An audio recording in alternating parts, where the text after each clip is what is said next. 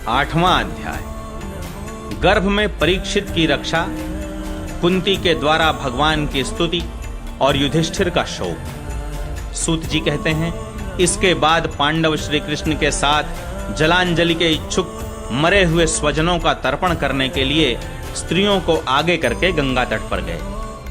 वहां उन सब ने मृत बंधुओं को जलदान दिया और उनके गुणों का स्मरण करके बहुत विलाप किया।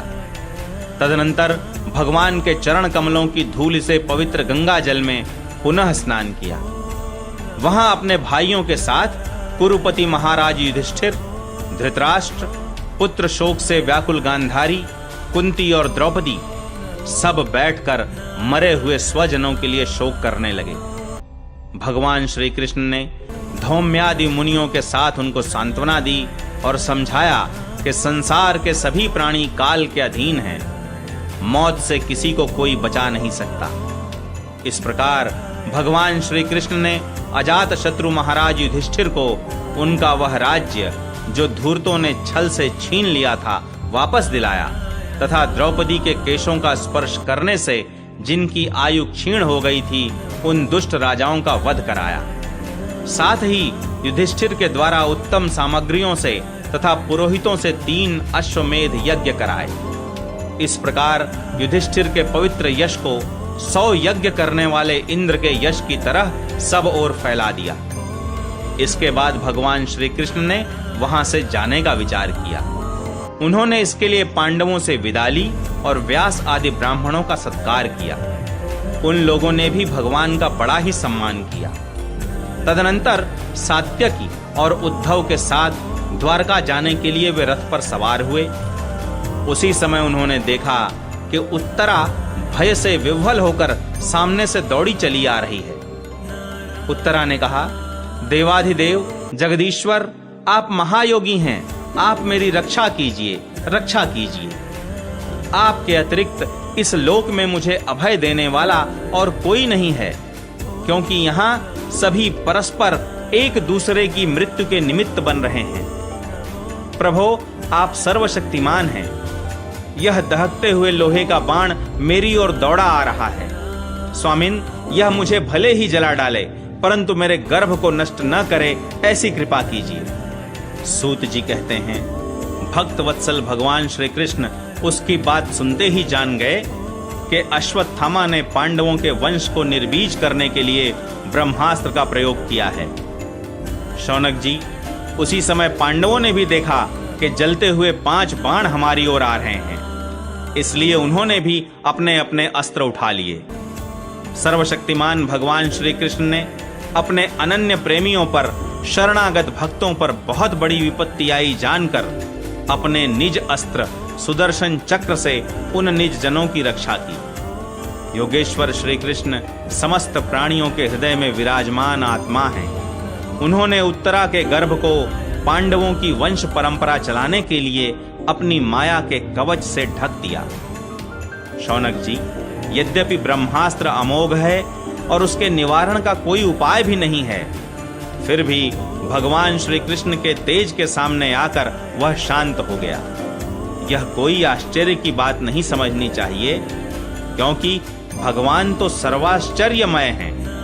वे ही अपनी निज शक्ति माया से स्वयं अजन्मा होकर भी इस संसार की सृष्टि, रक्षा और संहार करते हैं। जब भगवान श्री कृष्ण जाने लगे, तब ब्रह्मास्त्र की ज्वाला से मुक्त अपने पुत्रों के और द्रौपदी के साथ सती कुंती ने भगवान श्री कृष्ण की इस प्रकार स्तुति की।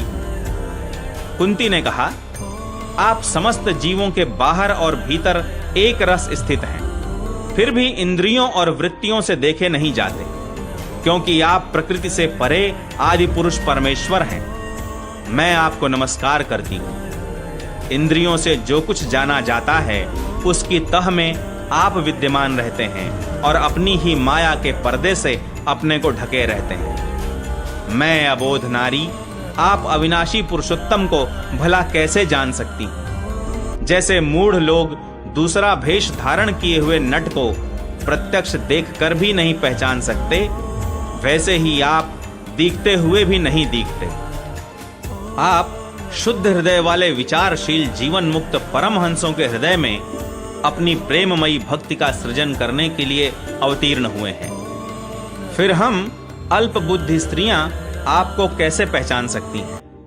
आप श्री कृष्ण वासुदेव देवकी नंदन नंद गोप के लाडले लाल गोविंद को हमारा बारंबार प्रणाम है, जिनकी नाभि से ब्रह्मा का जन्मस्थान कमल प्रकट हुआ है, जो सुंदर कमलों की माला धारण करते हैं, जिनके नेत्र कमल के समान विशाल और कोमल हैं, जिनके चरण कमलों में कमल का चिन्ह है।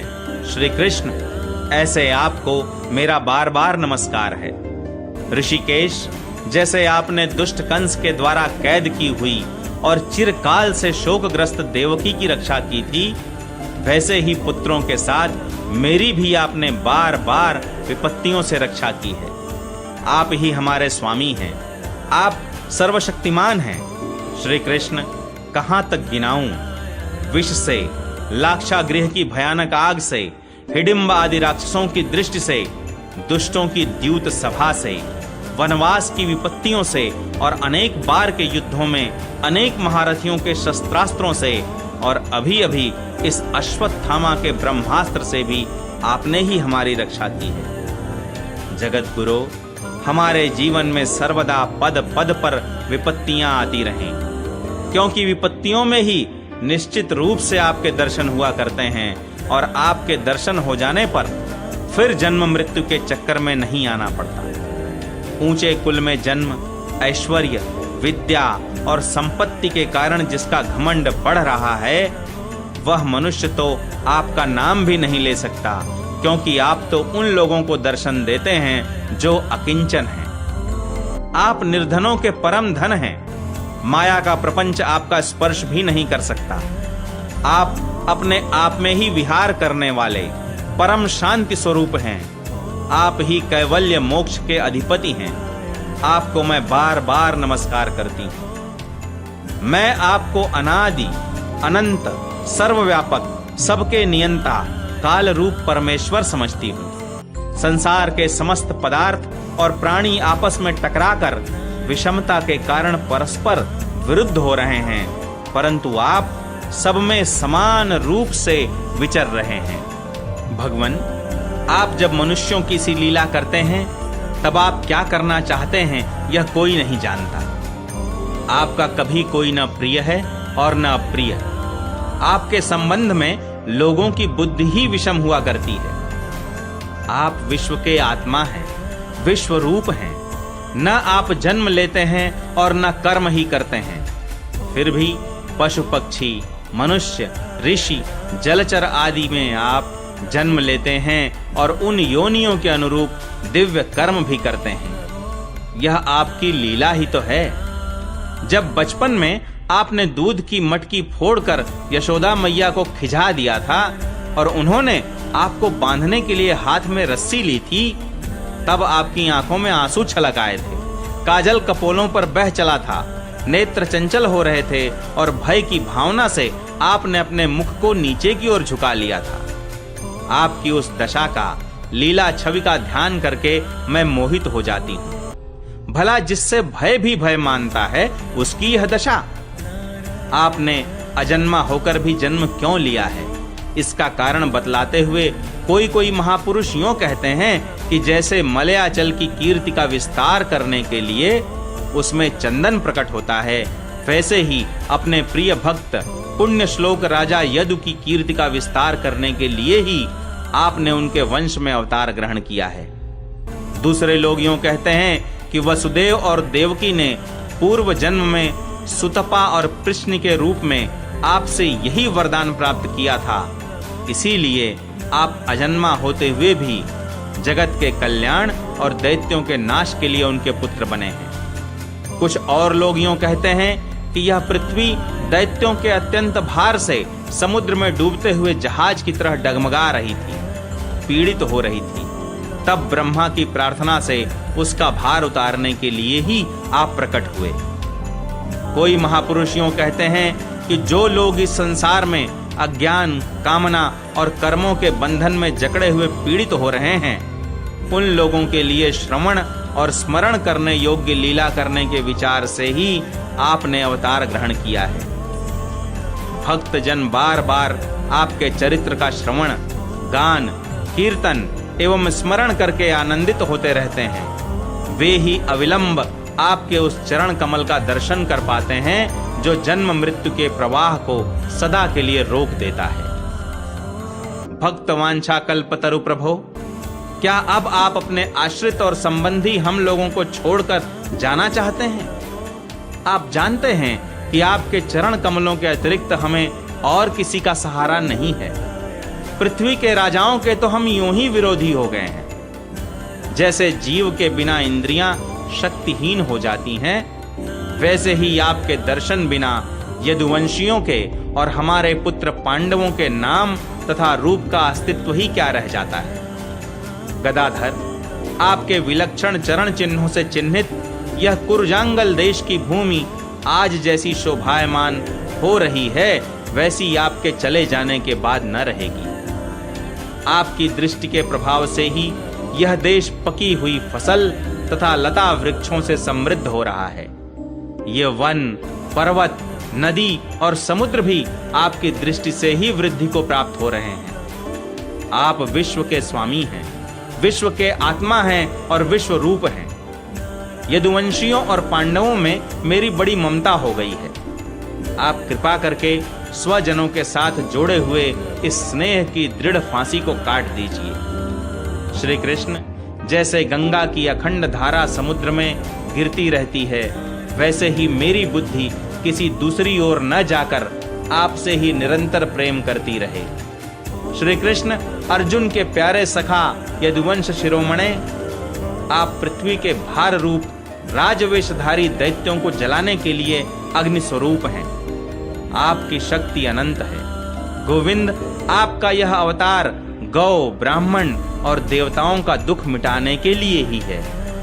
योगेश्वर, चराचर के गुरु भगवन, मैं आपको नमस्कार करती हूँ। सूत जी कहते हैं, इस प्रकार कुंती ने बड़े मधुर शब्दों में भगवान की अधिकांश लीलाओं का वर्णन किया।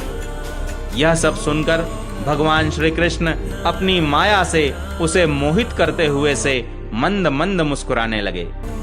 उन्होंने कुंती से कह दिया, अच्छा ठीक है, और रथ के स्थान से वे हस्तिनापुर लौट आए। वहां कुंती और सुभद्रा आदि देवियों से विदा लेकर जब वे जाने लगे, तब राजा युधिष्ठिर ने बड़े प्रेम से उन्हें रोक लिया। राजा युधिष्ठिर को अपने भाई बंधुओं के मारे जाने का बड़ा शोक हो रहा था। भगवान की लीला का मर्म जानने वाले व्यास आदि महर्षियों ने और स्वयं अद्भुत चरित्र करने वाले भगवान श्री कृष्ण ने भी अनेकों इतिहास कहकर उन्हें समझाने की बहुत चेष्टा की, परंतु उन्हें सांत्वना न मिली, उनका शोक न मिटा। शौनक आदि ऋषियों, धर्मपुत्र राजा युधिष्ठिर को अपने स्वजनों के वध से बड़ी चिंता हुई। वे अविवेक युक्त चित्त से स्नेह और मोह के वश में होकर कहने लगे, भला मुझ दुरात्मा के हृदय में बद्ध मूल हुए इस अज्ञान को तो देखो। मैंने सियार, कुत्तों के आहार, इस अनात्मा शरीर के लिए अनेक अक्षौहिणी सेना का नाश कर डाला। मैंने बालक, ब्राह्मण, संबंधी, मित्र, चाचा, ताऊ, भाई बंधु और गुरुजनों से द्रोह किया है। करोड़ों वर्षों में भी नरक से मेरा छुटकारा नहीं हो सकता। यद्यपि शास्त्र का वचन है कि राजा यदि प्रजा का पालन करने के लिए धर्म युद्ध में शत्रुओं को मारे तो उसे पाप नहीं लगता, फिर भी इससे मुझे संतोष नहीं होता। स्त्रियों के पति और भाई बंधुओं को मारने से उनका मेरे द्वारा यहाँ जो अपराध हुआ है, उसका मैं गृहस्थोचित यज्ञ यागादिकों के द्वारा मार्जन करने में समर्थ नहीं हूं। जैसे कीचड़ से गंदला जल स्वच्छ नहीं किया जा सकता, मदिरा से मदिरा की अपवित्रता नहीं मिटाई जा सकती, वैसे ही बहुत से हिंसा बहुल यज्ञों के द्वारा एक भी प्राणी की हत्या का प्रायश्चित्त नहीं किया जा सकता।